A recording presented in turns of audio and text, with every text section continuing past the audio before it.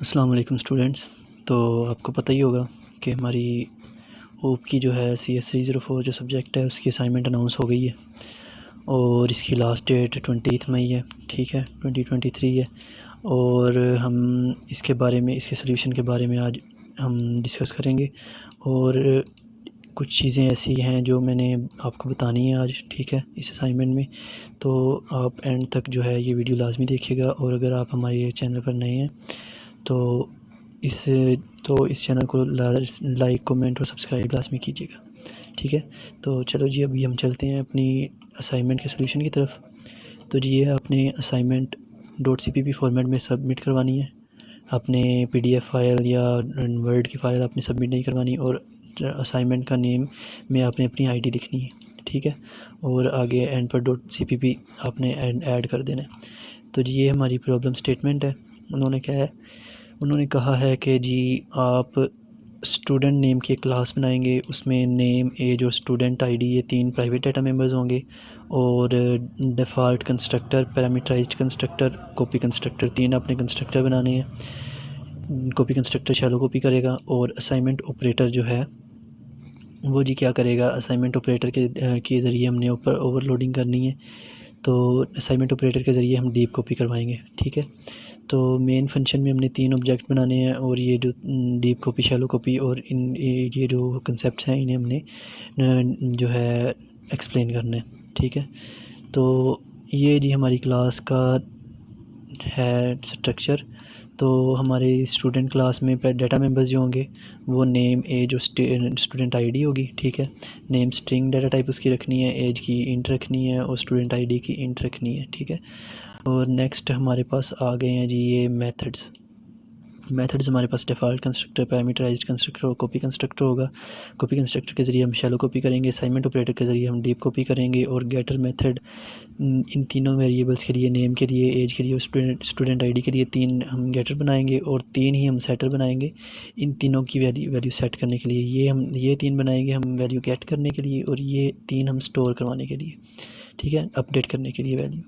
और ये जो प्रिंट मेथड हमने लास्ट पर बनाना है, जो ऑब्जेक्ट की में जो डाटा है वो प्रिंट करेगा स्क्रीन पे। नेक्स्ट हमारे पास मेन फंक्शन आ गया जी S1। इसमें हमने एक S1 के नाम का ऑब्जेक्ट बनाना है स्टूडेंट क्लास का और उसको हमने डिफ़ॉल्ट कंस्ट्रक्टर के ज़रिए इनिशियलाइज़ करवाना है। नेक्स्ट हमने S2 ऑब्जेक्ट क्रिएट करना है स्टूडेंट क्लास का और उसको हमने कॉपी कंस्ट्रक्टर के ज़रिए S1 की कॉपी हमने S2 में इंसर्ट करवानी है, ठीक है। और S3 जो है उसको हमने असाइनमेंट ऑपरेटर को यूज़ करते हुए उसको बनाना है उस ऑब्जेक्ट को और उसमें S1 की कॉपी हमने इंसर्ट करवानी है। और नेक्स्ट आ गया हमारे पास लास्ट में इधर मॉडिफाई। हमने S1 जो ऑब्जेक्ट है उसमें स्टूडेंट का जो नेम है वो हमने अपडेट करना है और अपडेट करने के बाद उससे हमने तीनों ऑब्जेक्ट्स की स्टेट को हमने स्क्रीन पे डिस्प्ले करवाना है। नेक्स्ट हमारे पास आ गई ये जी, उन्होंने आउटपुट दी है कि ऐसी आउटपुट आनी चाहिए। और इधर उन्होंने बताया कि जो है आपने स्टूडेंट ID की जगह पर अपनी स्टूडेंट ID यूज़ करनी है और नेम की जगह पर आपने ये अली और मरियम ये वाला नहीं यूज़ करना, आपने अपना नेम यूज़ करना है, ठीक है। तो चलो जी, चलते हैं अब हम हमारे सोल्यूशन की तरफ, ठीक। तो जी ये हमारा सोल्यूशन है, ये हमारा सोल्यूशन है। इधर आपने अपनी ID लिखनी है, ठीक है, इधर आपने अपना नेम लिखना है, ये कमेंट्स आपने रिमूव कर देनी है। और जी ये हमारा चैनल है कोड क्लिनिक, इसे आपने लाइक, कमेंट और सब्सक्राइब लाजमी करना है, ठीक है। तो स्टूडेंट नेम की उन्होंने हमें बताया था कि क्लास बनानी है, उसमें 3 डाटा मेंबर्स होंगे, ठीक है। नेम, स्टूडेंट ID और एज, 3 डाटा मेंबर्स हमारे पास आ गए हैं। और नेक्स्ट हमारे पास डिफ़ॉल्ट कंस्ट्रक्टर है, ठीक है। डिफ़ॉल्ट कंस्ट्रक्टर में हम जो है डाटा को इनिशियलाइज़ करवा रहे हैं। और पैरामीटराइज्ड कंस्ट्रक्टर है, पैरामीटराइज्ड कंस्ट्रक्टर में हम जो है पैरामीटर के ज़रिए हम वैल्यूज़ अपडेट कर रहे हैं। इधर नेम आएगा, इधर एज आएगी स्टूडेंट की और इधर ID आएगी। और यहाँ पे हम जो है करंट ऑब्जेक्ट के जो वेरिएबल्स हैं, इनर वेरिएबल्स हैं, प्राइवेट डाटा मेंबर्स हैं, उनको हम अपडेट कर देंगे। ये कॉपी कंस्ट्रक्टर है। कॉपी कंस्ट्रक्टर एक ऑब्जेक्ट लेगा और उस ऑब्जेक्ट के ज़रिए हमारे इनर वेरिएबल्स को अपडेट कर देगा, ठीक है। उनकी कॉपी इनमें कॉपी करवा देगा। इनका डाटा जो है, ये जो अदर ऑब्जेक्ट होगा जिसकी हमने कॉपी करनी है ओरिजिनल ऑब्जेक्ट, उसकी हमारे करंट ऑब्जेक्ट में उसका डाटा इधर शिफ्ट करवा देगा। नेक्स्ट हमारे पास असाइनमेंट ऑपरेटर है, इसके ज़रिए हमने डीप कॉपी करनी है। ठीक है, अगर दोनों का एड्रेस सेम होगा, जो ओरिजिनल ऑब्जेक्ट है और सेम जो ऑब्जेक्ट है, अगर दोनों सेम होंगे तो जो है कॉपी नहीं होगी, वरना कॉपी हो जाएगी। और ये हम इधर अपना करंट ऑब्जेक्ट का एड्रेस वापस पास कर रहे हैं। ये हमारे पास ये 3 आ गए हैं गेटर फंक्शन, और ये 3 आ गए हैं सेटर फंक्शंस। ठीक है, और नेक्स्ट हमारे पास आ गया प्रिंट मेथड। प्रिंट मेथड में हमने जो उन्होंने बताया था, हमने इधर स्टूडेंट का जो ऑब्जेक्ट की जो करंट डाटा है, जितने प्राइवेट में डाटा मेंबर्स हैं, वो हमने स्क्रीन पे प्रिंट करवाने हैं। और नेक्स्ट आ गया हमारे पास मेन फंक्शन। मेन फंक्शन में हमने पहला ऑब्जेक्ट बनाना था। ठीक है, इधर देख लेते हैं हम, ये देखें जी, उन्होंने बताया था कि आपने S1 बनाना है ऑब्जेक्ट, और उसको हमने पैरामीटराइज्ड कंस्ट्रक्टर के ज़रिए जो है हमने इनिशियलाइज़ करवाना है। ठीक है, और नेक्स्ट हमने S2 बनाना है, इसे हमने कॉपी कंस्ट्रक्टर के ज़रिए इनिशियलाइज़ करवाना है।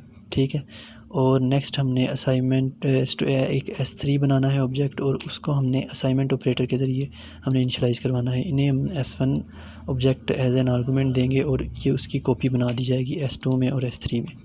यहाँ पे शैलो कॉपी हो रही है, यहाँ पे डीप कॉपी हो रही है। तो ये हमारी जो उन्होंने हमें ऑब्जेक्टिव दिया था कि आपने डीप कॉपी और शैलो कॉपी का जो है सिनेरियो वो एक्सप्लेन करना है।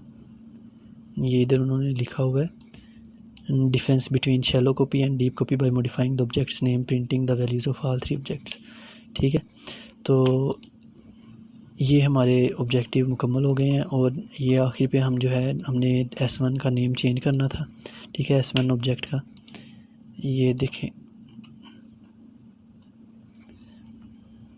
उन्होंने बताया था इधर S1 नेम का हमने 3 ऑब्जेक्ट बनाने के बाद S1 जो ऑब्जेक्ट है उसमें हमने नेम चेंज करना था। तो ये देखें जी, ये हमने नेम अपडेट कर दिया इधर। तो इधर लास्ट पर उन्होंने कहा था कि जी आपने तीनों ऑब्जेक्ट्स जो हैं उनका डाटा प्रिंट करवाना है। ये हमारे तीनों ऑब्जेक्ट्स का डाटा यहाँ पे प्रिंट हो जाएगा। तो चलें जी, अभी हम इसे चला कर देख लेते हैं प्रोग्राम को।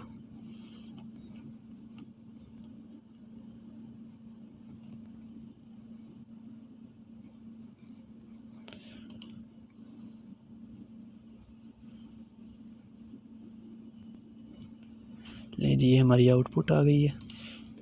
आप कंपेयर कर लेते हैं, अभी हम लें जी, ये देख सकते हैं आप, सेम है आउटपुट।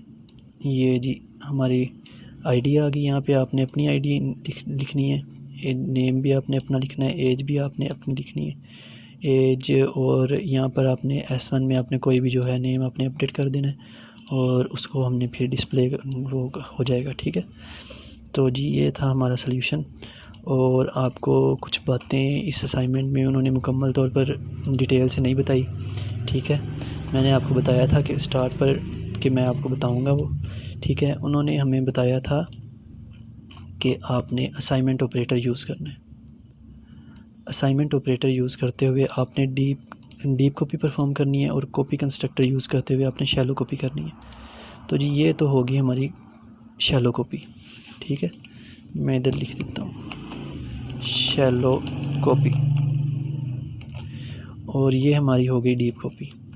ठीक है, शैलो कॉपी हमने करवानी है कॉपी कंस्ट्रक्टर के ज़रिए, ये आपने सिलेबस में रीड किया है। ठीक है, और ये जो हमने असाइनमेंट ऑपरेटर को ओवरलोड करते हुए हमने अपडेट करना था, हमने डीप कॉपी परफॉर्म करनी थी। ठीक है, स्टूडेंट ऑब्जेक्ट की, तो स्टूडेंट क्लास के ऑब्जेक्ट की, तो वो हमने इधर की है। ठीक है, उन्होंने हमें इस बात का नहीं बताया कि आप हमारा देखें ना आप सिलेबस, हमारा सिलेबस उन्होंने क्या कहा है। इस असाइनमेंट का सिलेबस है लेक्चर 1 टू लेक्चर 9, और हमारे सिलेबस में लेक्चर 1 से लेक्चर 9 में जो है वो चीज़ें नहीं हैं, जो मतलब कि ये असाइनमेंट ऑपरेटर की ओवरलोडिंग हमारे सिलेबस में नहीं है। मैं आपको दिखाता हूँ, ये देखें अभी, ये देखें, ये हमारे पास आ गया सिलेबस। हमारा लेक्चर 1 टू लेक्चर 9 है। लेक्चर 1 हमारा यहाँ से शुरू हो रहा है, और लेक्चर 9 ये रहा जी हमारा लेक्चर 9, इसमें डीप कॉपी और शैलो कॉपी की एक्सप्लेनेशन है। इधर तक हमें कोई उन्होंने जो है असाइनमेंट ऑपरेटर ओवरलोडिंग उन्होंने हमें नहीं बताई। तो ऑपरेटर ओवरलोडिंग वो कहाँ पे बता रहे हैं, ऑपरेटर ओवरलोडिंग जी ये रही जी, ये ऑपरेटर ओवरलोडिंग आ गए लेक्चर नंबर 19 में, नहीं 17 में असाइनमेंट ऑपरेटर ओवरलोडिंग बताई है, और हमारा सिलेबस जो है लेक्चर नंबर 9 तक है। ठीक है, तो ये उन्होंने, मेरा ख्याल है उनसे गलती हुई है, तो वो अभी अपडेट करेंगे। ठीक है, अपडेट करेंगे, अगर नहीं करते तो ये सोल्यूशन ठीक हो जाएगा। आप साथ एक नोट बनाकर उन्हें मेंशन कर दें कि आप जो ये मसला था। ठीक है, मैंने जो आपको बताया। तो इधर उन्होंने एक और गलती ये है कि उन्होंने हमें आईडी जो है इंटीजर टाइप में लेनी है। तो इधर हमारे पास उन्होंने आउटपुट में जो है डिस्प्ले करवाई है वो कैरेक्टर स्ट्रिंग टाइप में है, मतलब ये BC भी आ रहा है और आगे कैरेक्टर्स भी इंटीजर्स भी आ रहे हैं। ठीक है, तो ये कुछ गलतियां हैं। ठीक है जी, तो आगे आप देख सकते हैं कि जी ये हमने, लेकिन फिर भी मैंने ये असाइनमेंट ऑपरेटर इधर इंसर्ट कर दिया। अगर कोई अपडेट आती है तो मैं जो है अपडेटेड सोल्यूशन भी अपडेट कर दूंगा। ठीक है, आप हमारा चैनल सब्सक्राइब कर दें तो वो आपको नोटिफिकेशन मिल जाएगा, और बेल आइकन भी प्रेस कर दीजिएगा, आपको नोटिफिकेशन मिल जाएगा। ठीक है, तो ये हमने असाइनमेंट ऑपरेटर के ज़रिए हमने की है जी डीप कॉपी, और यहाँ पे हमने शैलो कॉपी की है, और ये हमने इधर एक्सप्लेन भी कर दिया है, हमारी आउटपुट ठीक आई है। ठीक है, तो ये इधर मैंने जो है आईडी अपनी जो है स्टूडेंट आईडी मैंने स्ट्रिंग में ही ली है, तो हो सकता है वो अपडेट कर दें, लेकिन अगर आप ऐसे भी करवा दें सबमिट तो कोई मसला नहीं है, लेकिन बेहतर यही है कि आप वेट करें जब तक अपडेट नहीं होती। ठीक है, तो आपने इसमें वेरिएबल्स वगैरह, आपने चेंजिंग वेरिएबल्स वगैरह अपडेट कर लेने हैं, और इधर आपने अपनी आईडी लिखनी है स्टूडेंट आईडी, इधर आपने अपना नेम लिखना है, इधर आपने जो है अपनी एज लिख देनी है, और उसके बाद यहाँ पर आप कोई भी नेम इंसर्ट कर दें वो कोई मसला नहीं है। तो आपका जो है ये कमेंट्स वगैरह रिमूव करके तो आप जो है हमारा चैनल सब्सक्राइब लाजमी कीजिएगा। ठीक है, तो आपने जी नेक्स्ट इसे सबमिट करवाएं, प्लेजरिज्म वगैरह का आपने ख्याल रखना है, और इधर अपनी नेम वगैरह आईडी वगैरह लिख देनी है। सोल्यूशन की लिंक आपको नीचे डिस्क्रिप्शन में मिल जाएगी, तो नहीं, और उधर कमेंट बॉक्स में भी आपको मिल जाएगी, कमेंट सेक्शन में। तो ओके जी, अल्लाह हाफिज़।